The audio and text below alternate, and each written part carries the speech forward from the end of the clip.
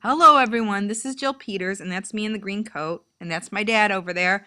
And this is my video about me and about anthropology. So, welcome, and welcome to Nome. There you go. That's where I live now. I moved up here at the beginning of last school year from Chicago. My dad and brother came up to visit me and check out this place that they could not believe I had left Chicago to go to.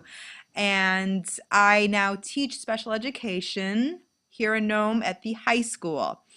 And it's been quite an adventure. And I am taking this class because, in order to keep most of you know already, to keep your teaching certificate from expiring, you have to take 2 classes. So this is my history one, and hold on, I'm going to show you about the culture camp one. And by the way, just bear with me because I spent the entire morning crying and yelling and throwing things at this computer because I could not figure out the Screenomatic, but I think I might have it now, and I think I might even think this is kind of fun. So hold on, let's do the next picture. So here's a little bit more about me. I used to work on a cruise ship, and I came to Alaska about 10 years ago, and I fell in love with it, and I said one day I will go back. And I did. Here I am in Nome. And I didn't want to come to Alaska and just be a tourist. Like, I really wanted to immerse myself in the culture and in the lifestyle of being an Alaskan.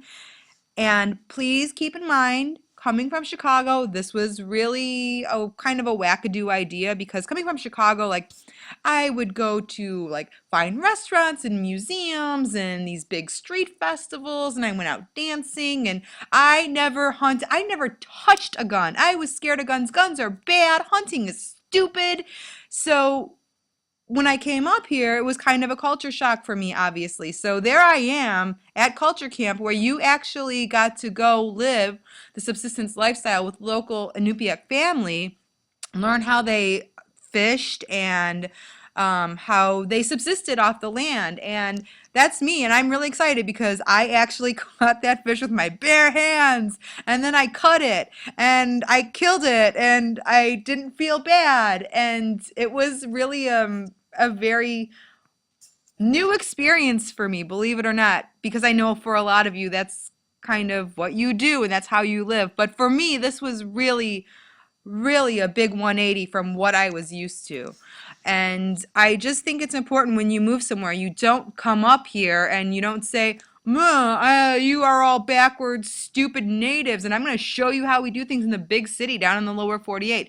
That's ignorant. I guess that bleeds over a little bit into my whole theory behind anthropology and why it's important to study other cultures instead of coming up someplace and forcing them to understand and know yours.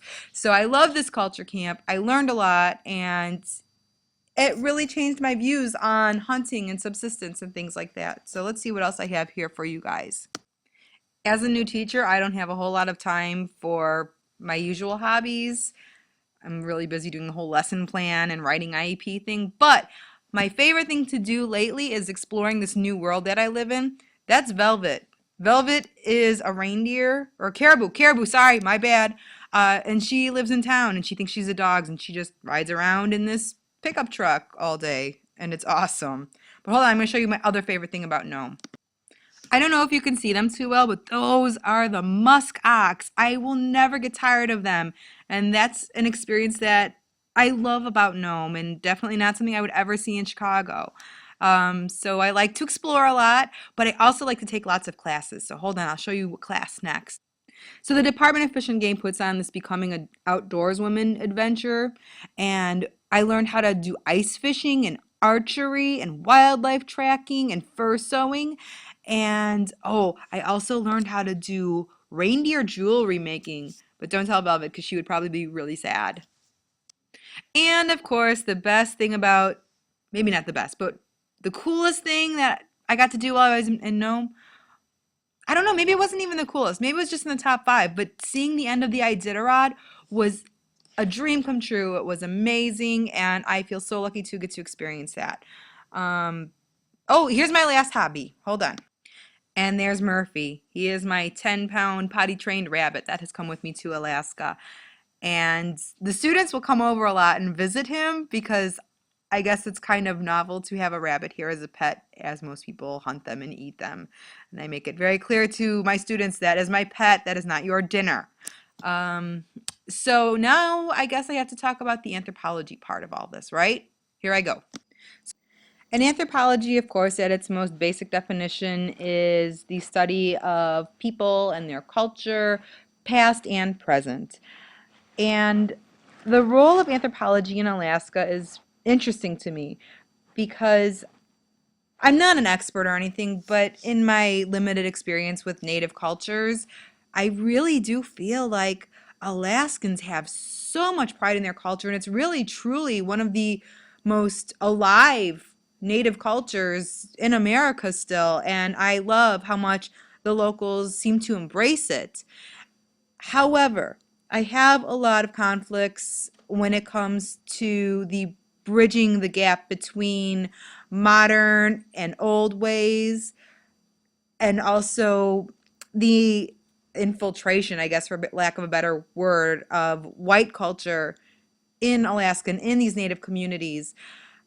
My students, they love to live subsistence lifestyle, and they love to tell me about hunting and about why it's important and how their culture is important, and they love to tell me about the wildlife and the land here, and I think that's amazing.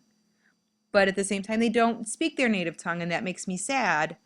And I'm sometimes conflicted because here I come as a white person and I'm saying, oh, the Common Core and the state standards dictate that you need to know this about geometry and this about history. And I'm not sure that forcing what is maybe important to the government and the education system of America is necessarily what's best for the students up here.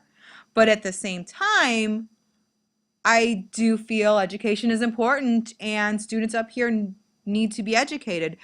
But then I say too, is what I'm teaching you as important as what you could be learning from your elders about subsistence and learning your language. And I don't feel like there is a nice bridging of the gap between the old ways and the new ways and the, white modern technology and um, things that are priority to the native community. And I personally, as a teacher, feel conflicted sometimes because I do feel that maybe I can learn from my students just as much, if not more, than what they're learning from me. And I feel that there should be a bigger exchange of ideas rather than this is our MO, this is what we think is important, and we're going to tell you guys how you should live your life now, and we're going to bring you into the future, because I feel like so much of what the local cultures do is so amazing, and I hope that it lives on and does not die